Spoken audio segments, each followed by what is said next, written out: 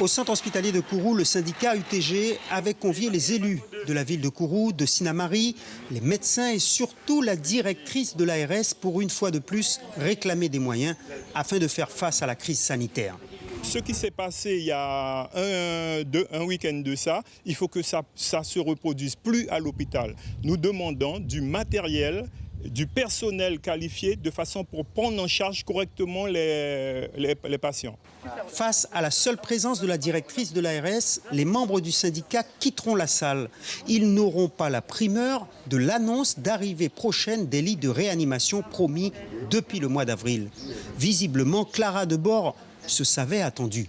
Je suis venue visiter l'hôpital de Kourou et rencontrer les personnels, voir où nous allons pouvoir installer des lits de réanimation, car j'ai décidé de doter l'hôpital de Kourou de 2 lits de réanimation dans un premier temps, réanimation soins continus, dans le cadre de l'épidémie Covid et avec les renforts dont j'ai déjà prévu l'affectation à Kourou. Au mois d'avril, nous avions assisté à l'aménagement de chambres de réanimation. Elles ne seront jamais opérationnelles. Pour cause, la pression était loin d'être celle que l'on connaît, mais pas seulement.